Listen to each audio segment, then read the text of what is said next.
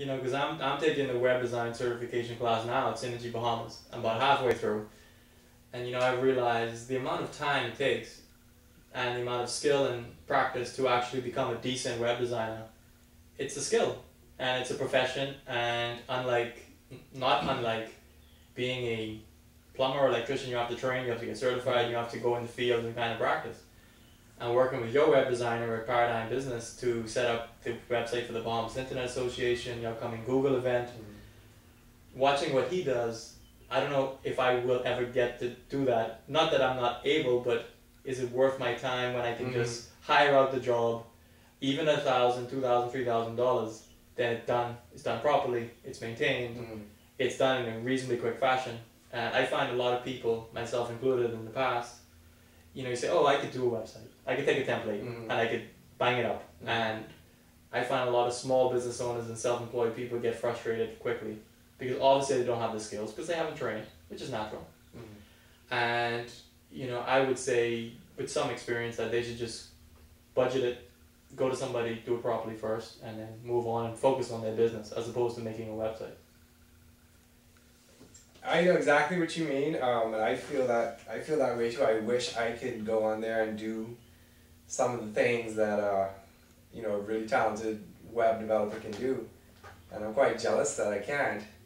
And I've done the same. You know, I've gotten books and messed with different things, and you know, it really is a gift, and it's really something that you have to love and dedicate a good portion of your life to. Yeah, good portion of professional life.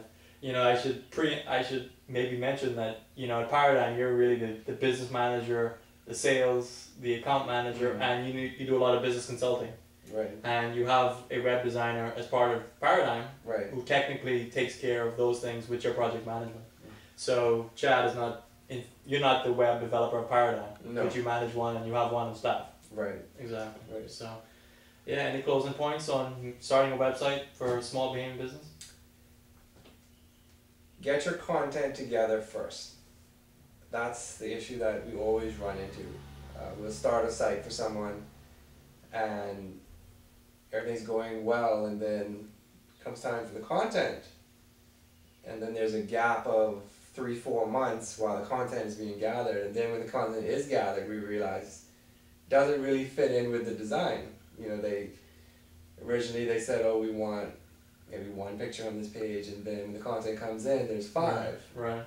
You know, so it creates a lot of reworking of things, I guess. Right. And then you also have a better, if you can see the content beforehand, a good web designer or developer will be able to sit down and say, okay, well, this content will look better laid out in this particular way as opposed to you know, another option. So that's my suggestion, just from my experience dealing with, you know, with clients and developing sites, and content is key because that's really what your site is all about. Of course. Your site is there to communicate with people, to offer utility. Mm-hmm. So if you have that at the beginning, it's going to make the whole process much faster.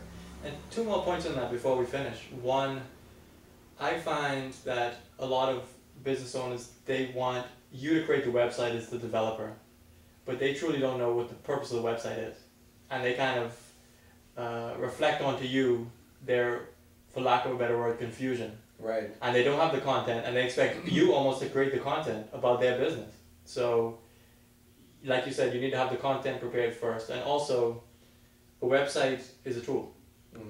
It's a technology, but more so it's a tool. It's a sales tool. It's a business tool. And I find some people get bogged down in technicality of it. They want it to look beautiful. They want it to be tech heavy. They want it to be technology heavy. And only people who, you know, have, you know, the latest plugins or the latest or a high-speed internet connection can really handle those sites, and they probably lose a lot of business because of that. You find that? Well, what we do find is, you know, like, well, one of your earlier points, the purpose of a site. We'll have, you know, clients, prospective clients come in, and they'll want a website, and sometimes you almost get the feeling that they just want a site sort of to be on the bandwagon, sort of thing. If you have a website and there's no utility to the site, and when I say utility, I mean there's no there's nothing there for people to do that's useful to them.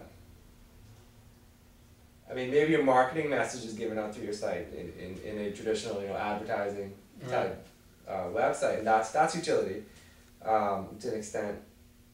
But what is there? You have to ask yourself, if I came to my own website, what is there that would ever cost me to come back again? Right.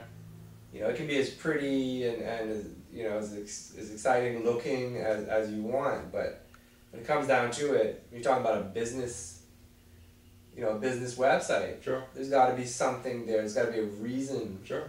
For them to come there. Sure. Totally. So that is the big question, really. What is the point of my website? What can I offer my clients, or what can I do with this website that's going to be positive for my business? Right. It's going to grow my business. Right.